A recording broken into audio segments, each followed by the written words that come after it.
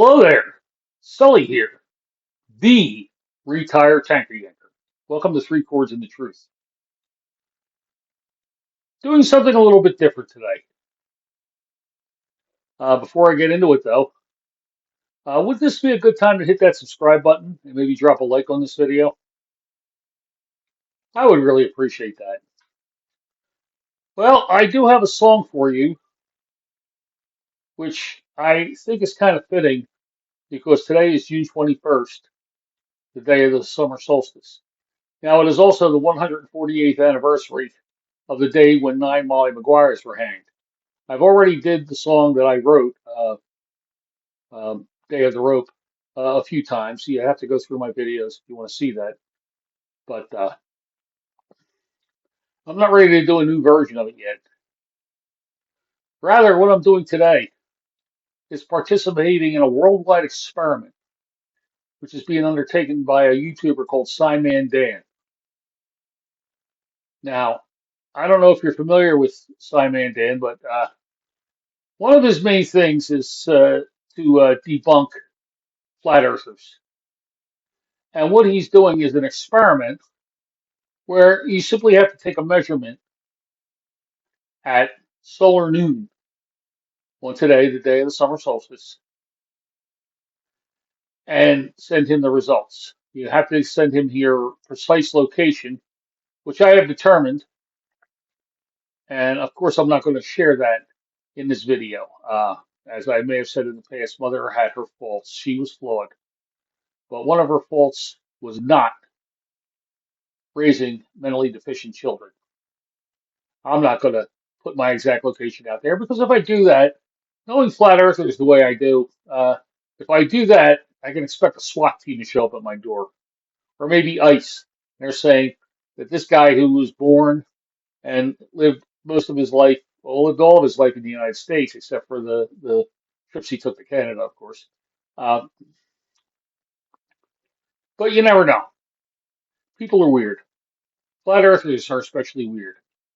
And one of the things that Simon Dan does is he takes them to task. And he has asked for people to participate in this experiment. And it's simple. You just put a pole in the ground, make sure it's perfectly perpendicular on level ground, which I've already done. And at solar noon, you just take a measurement of the shadow. Send him the results. So that's what I will be doing here later on in this video. I'm only going to show you the pole and where I take the measurement because again, I'm not going to reveal where I live. Those of you who know me know where I live, and none of my friends would do something like that to me. But you never know about those sneaky flat earthers. You know what gets me about flat earthers? They come up with these ridiculous experiments that they call them. They're actually something that they dreamed up while they were sitting on mom's couch in the basement. And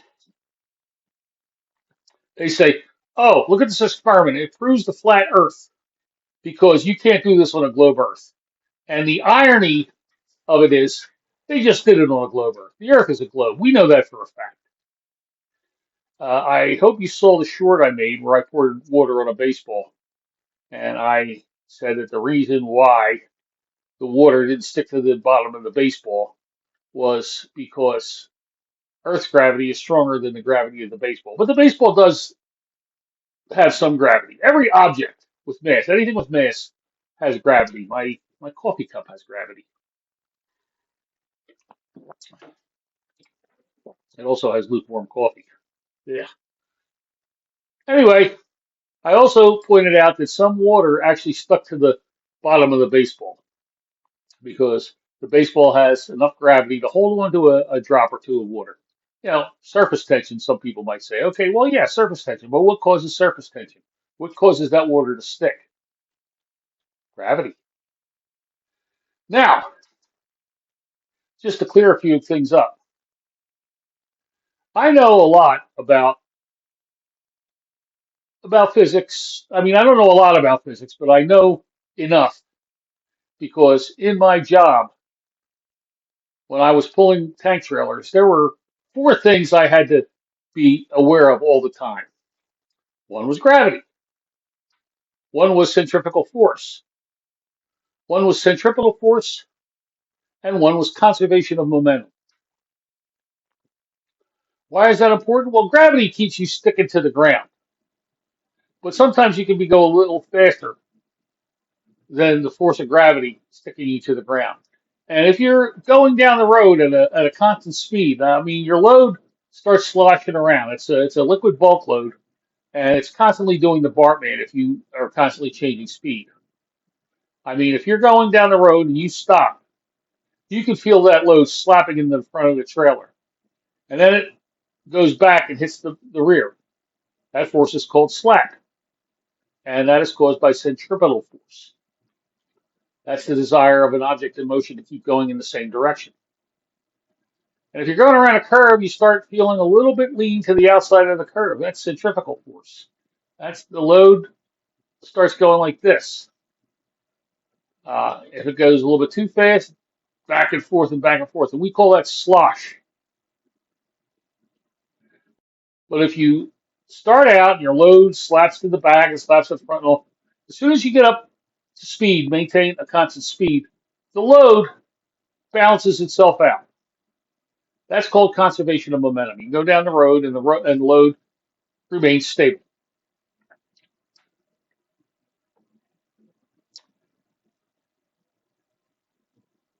And of course, if you go over a cliff, gravity. You got to keep that in mind. I'm reminded of the time I was in a truck stop getting fuel, and a guy comes up to me with a couple of load bars and says, "Hey, you want to buy some load bars?" I pointed to my trailer and I said, "Show me how to put them on, and I'll buy them." True story.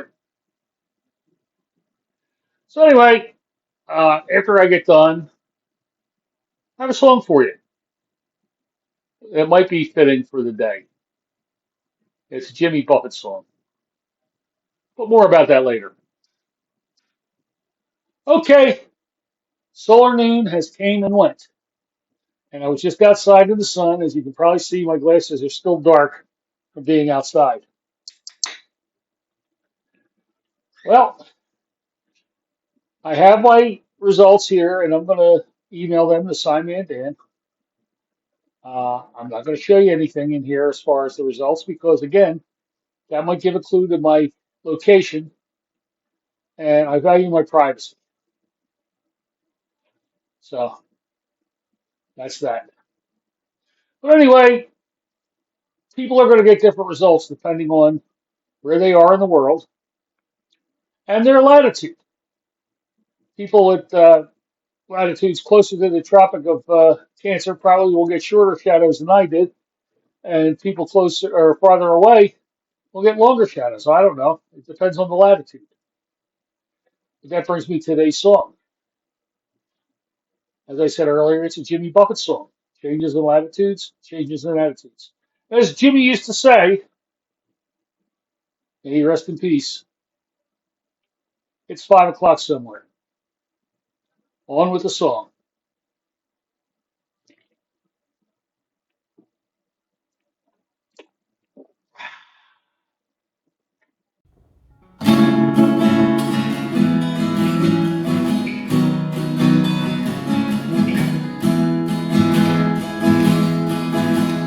I took off for a weekend last month just to try and recall the whole year.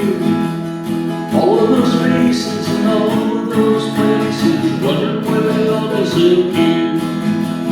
I didn't ponder the question too long. I was hungry and went out for a bite. Ran into a chump with a bottle of rum, and we wound up drinking all night. It's those changes in latitudes, changes in attitudes, nothing remains quite the same. Through all of my running and all of my cunning, if I couldn't laugh, I just would go insane.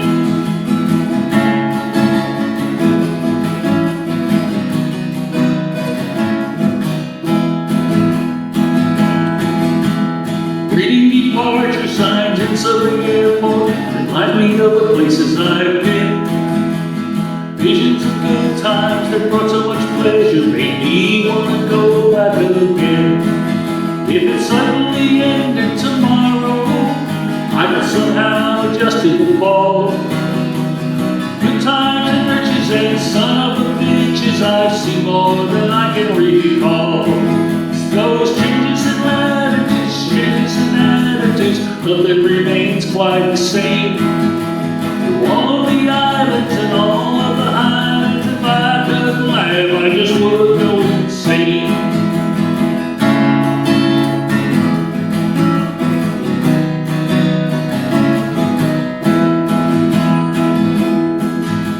I think about Paris when I'm high on red wine. I wish I could jump on a plane. So many nights I just dream of the ocean. God, I wish I was sailing again. Yesterday's over my shoulder, so I can't look back there too long. There's just too much to see waiting in front of me, and I know that I just can't go wrong. Those changes in latitudes, changes in attitudes, nothing remains quite the same. All of my running and all of my cunning, if I could laugh, I just would go insane.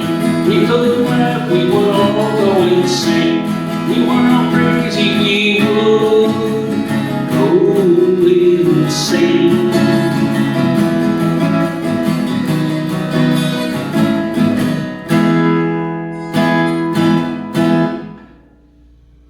Happy Summer Solstice, everybody. For 3 Chords of the Truth, I'm Sully, the retired tank man. Safe and happy travels.